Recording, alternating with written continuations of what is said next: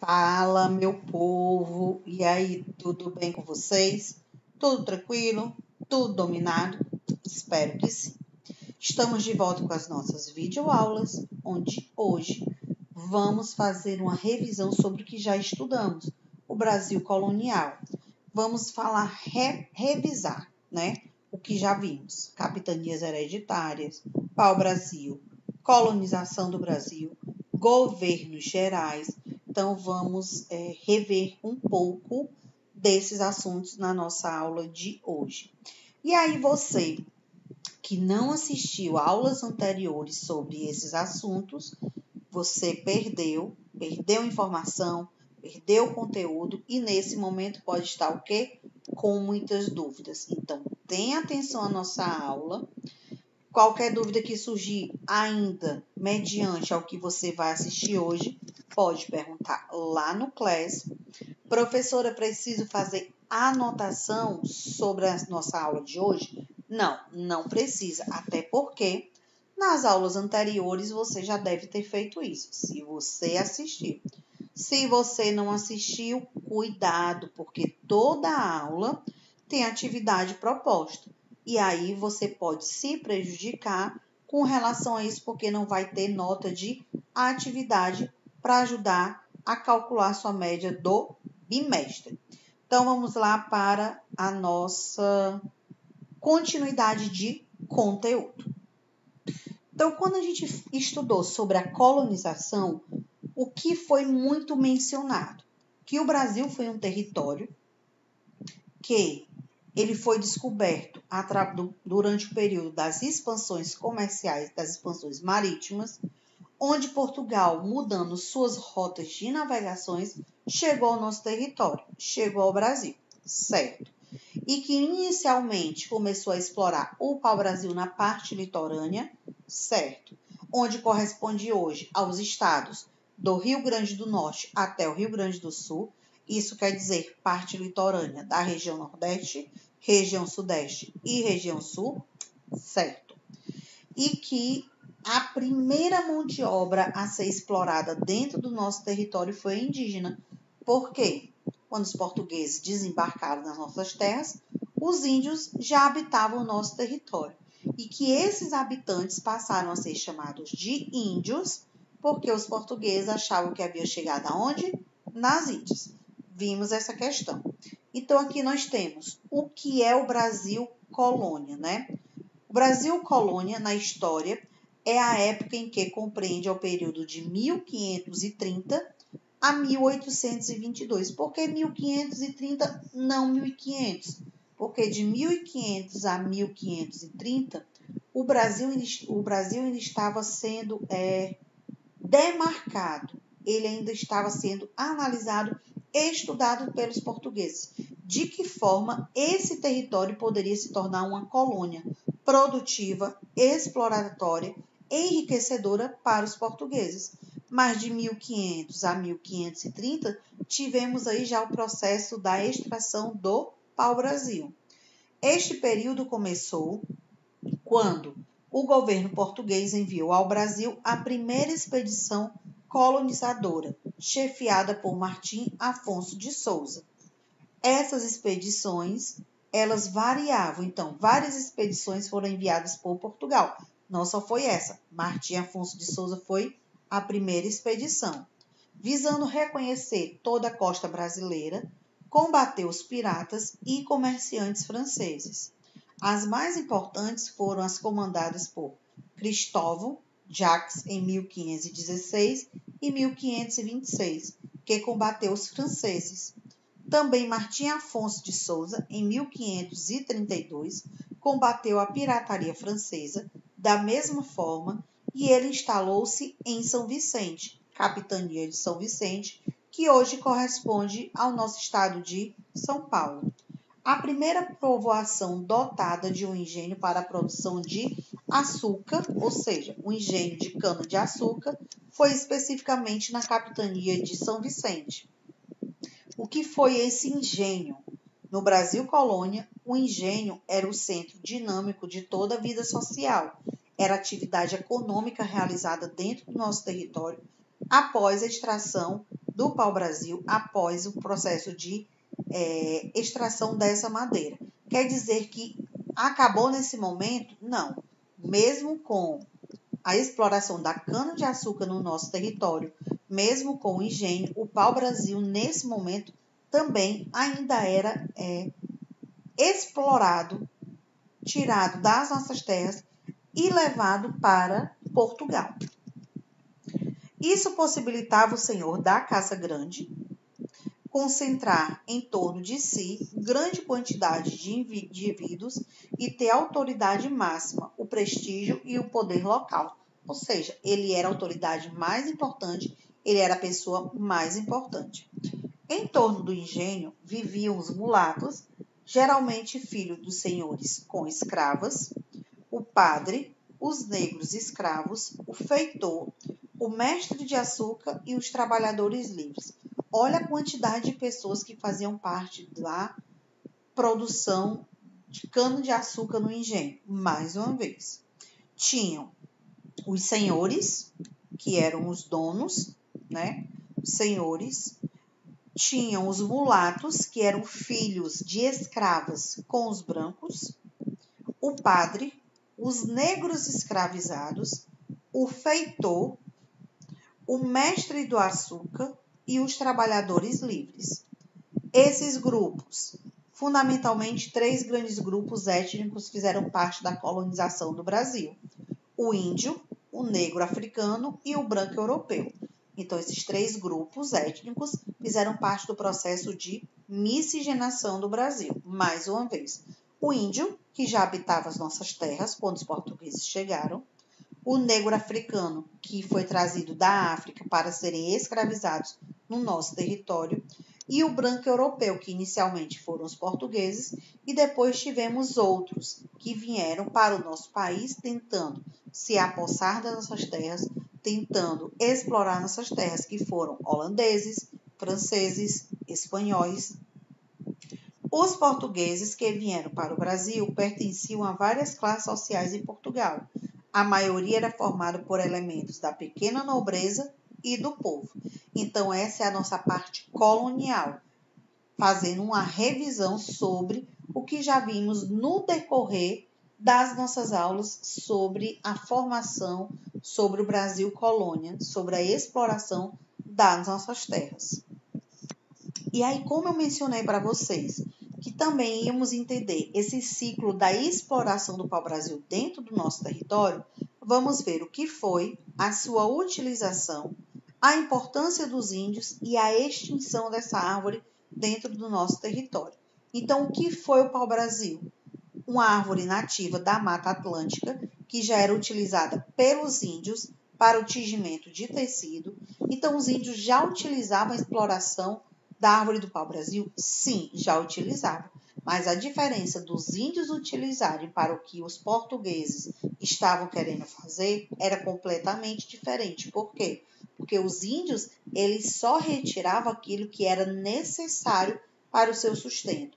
Já os portugueses, eles não tinham essa visão.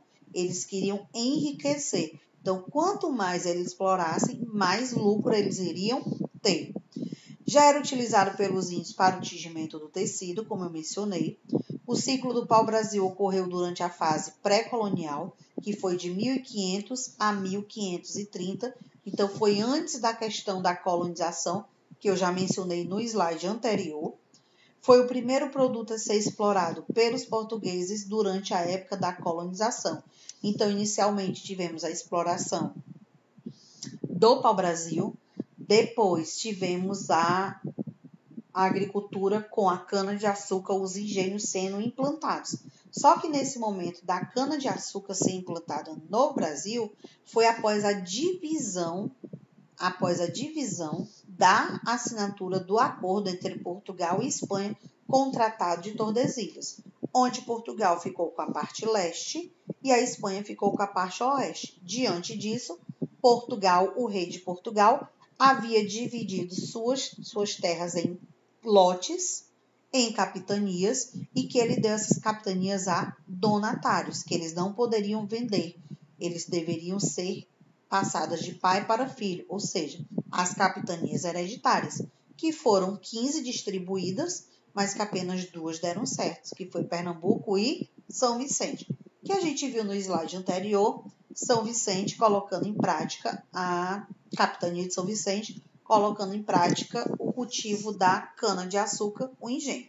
Vimos anteriormente. Qualquer dúvida, você retorna para o começo do vídeo que você vai compreender. A utilização. A tinta do pau-brasil é de coloração vermelha e era encontrada sobretudo nas regiões costeiras, como também já mencionei a vocês, na parte litorânea do Brasil, correspondente hoje à região Nordeste, Sudeste e Sul, especificamente do estado do Rio Grande do Norte até o Rio Grande do Sul, o que facilitou ainda mais sua exploração. Desde o início do século XVI, a coroa portuguesa recebia valores altos para explorar o pau-brasil. Foram necessárias 3 expedições para realizar a extração no pau-brasil. Primeira expedição em 1502, a segunda expedição em 1503 e a terceira expedição em 1504. Quem fez parte da exploração? Quem comandou essa exploração? Foram os portugueses. Mas qual a mão de obra que era utilizada? A indígena.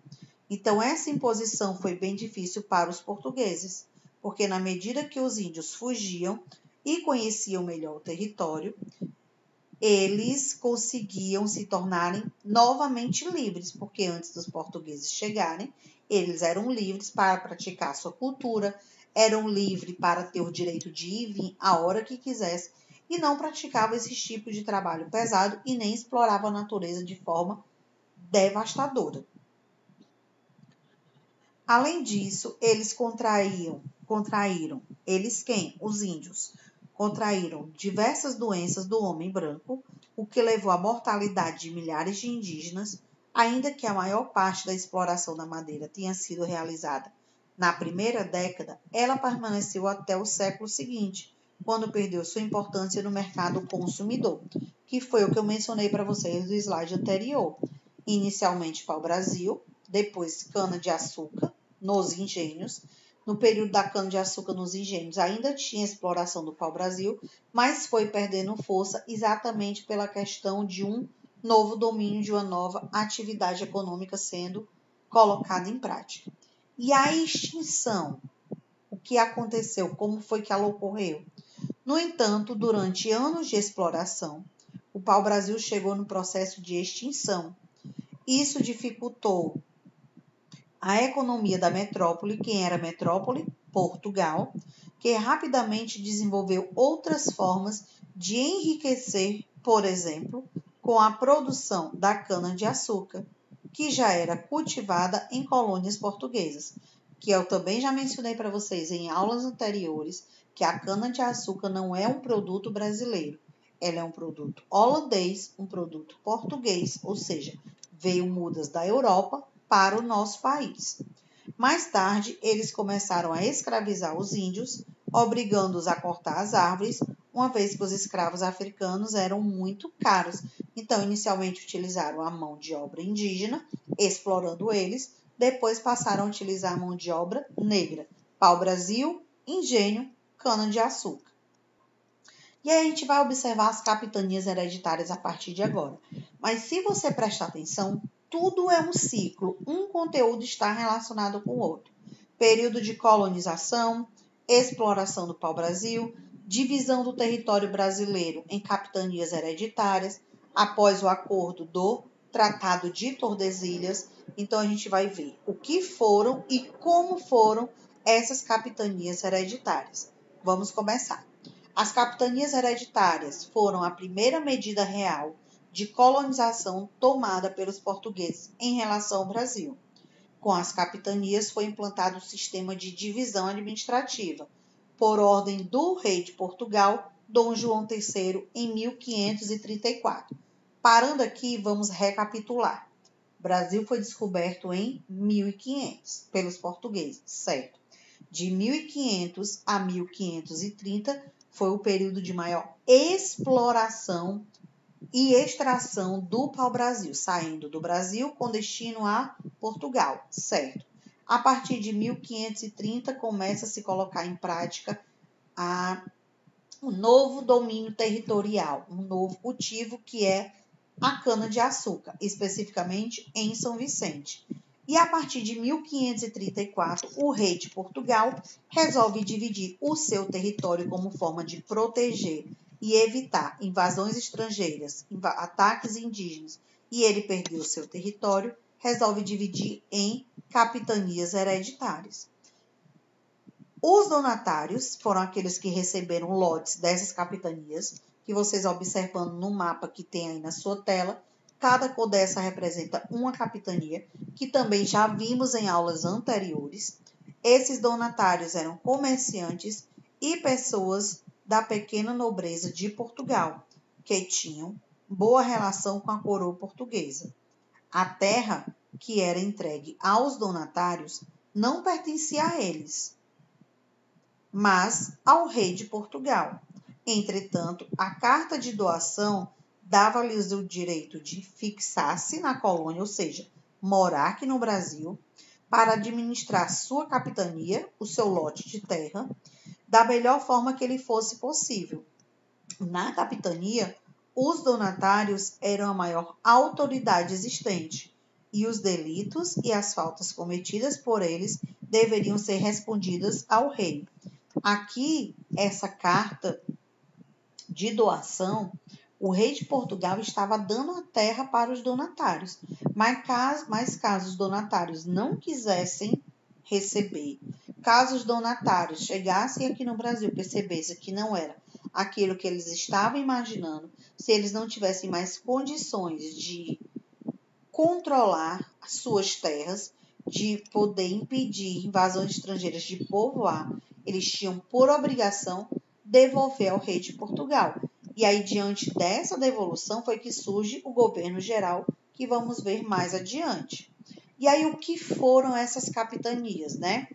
A América Portuguesa foi dividida em 15 faixas de terra. Quando a gente fala América Portuguesa, estamos se referindo ao Brasil. Foram divididas em 15 faixas de terras. A administração dessas terras foi entregue aos donatários. As capitanias existiram no Brasil durante séculos, mas a partir de 1548, uma nova forma de administrar no Brasil foi criada. A coroa dividiu seu território na América em 15 lotes de terras correspondentes a 14 capitanias e as entregou para os chamados capitães donatários. Por quê? Porque nós tínhamos a capitania de São Vicente, que era comandada por um mesmo donatário. Esse sistema foi oficialmente implantado a partir de 1534. Essas capitanias hereditárias, como forma de administração e colonização do Brasil, fracassaram. Por quê?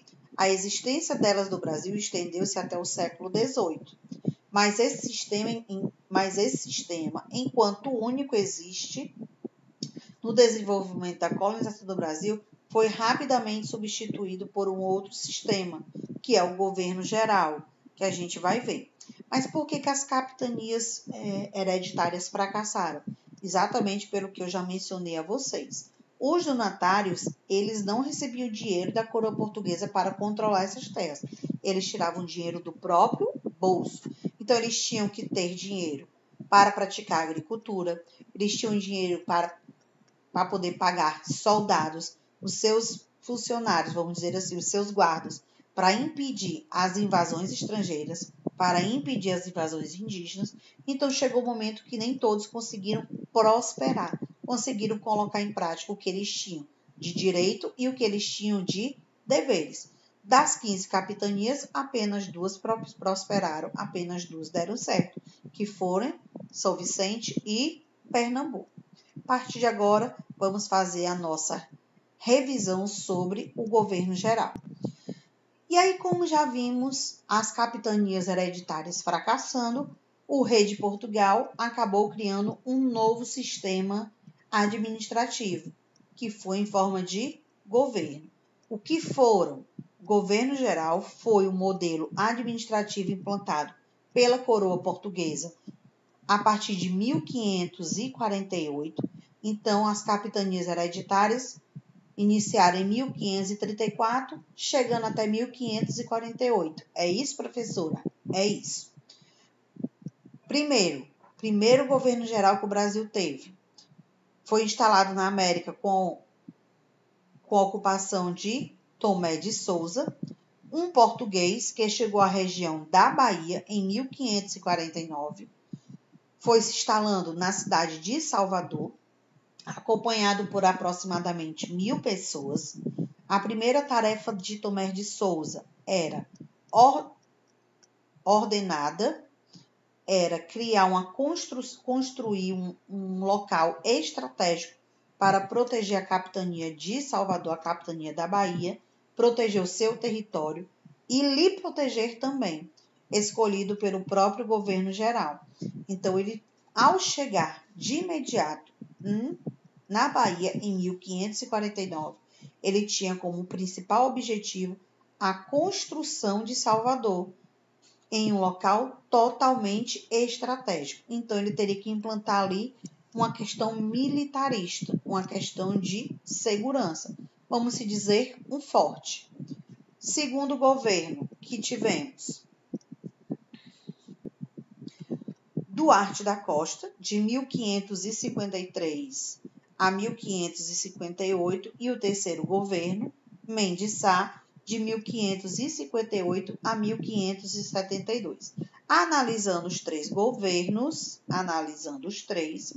Mendes Sá foi o que ficou mais tempo.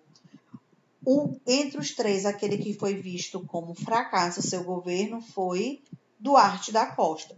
E por que Duarte da Costa foi tido como um fracasso seu governo? Porque o seu próprio filho teve atitudes contra suas ações. Vamos lá. Durante o governo de Duarte da Costa, os indígenas passaram a ser tratados de forma hostil e um grande número deles foi escravizado. Essa relação com os indígenas quase colocou a perder o trabalho desenvolvido por Tomé de Souza. Por quê? Porque uma das ordens determinadas pelo rei de Portugal era dar terras para os indígenas e impedir que suas terras fossem invadidas e que eles fossem massacrados. Tomé de Souza conseguiu, mas quando Duarte da Costa assumiu o seu governo, essa ação ela começou a entrar em declínio, ou seja, os indígenas começaram a ser escravizados, começaram a ser massacrados, começaram a ter suas terras novamente tomadas. E aí vem o terceiro governo, Mendes Sá, que se destacou por ter expulsado os franceses, que tentaram dominar o Brasil, especificamente no Rio de Janeiro, que estavam estabelecidos na Baía de Guanabara desde 1555.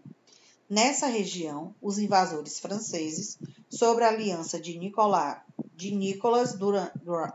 Durand de Villagon, havia fundado a França Antártida. Então, quando eles dominaram o território do Rio de Janeiro, naquele momento, eles definiram que ali seria a França Antártida. Por que Antártida? Antártica, porque está próximo da parte sul do continente americano, porque está abaixo da linha do Equador, estava próximo da área antártica. Então, por isso, eles fundaram a França Antártica. Após a expulsão, e aí Mendes Sá conseguiu expulsar os franceses, a França Antártica passou a ter o seu nome restabelecido, que era o quê? Baía de Guanabara, território do Rio de Janeiro. Após a expulsão, os portugueses fundaram a cidade do Rio de Janeiro no local. E para concluir a nossa aula de hoje, os governos gerais, mais uma vez, nós temos Tomé de Souza, Duarte da Costa e Mendes Sá.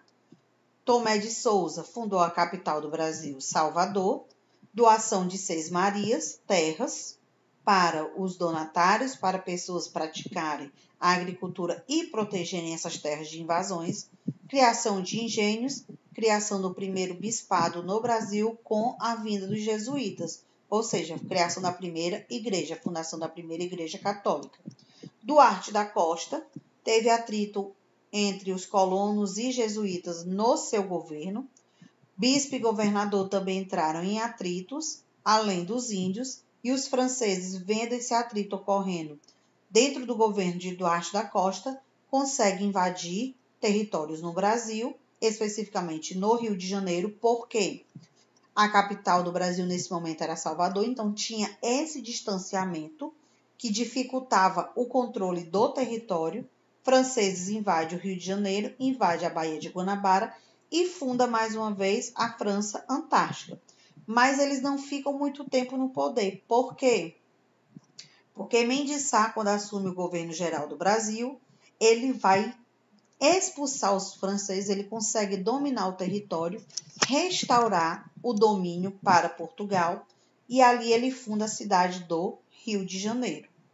E aqui a gente vai encerrando a nossa aula, lembrando que foi o fechamento do assunto que a gente estudou no decorrer das nossas aulas sobre capitanias hereditárias, Tratado de Tordesilhas, exploração do pau-brasil, exploração indígena e sobre os governos gerais.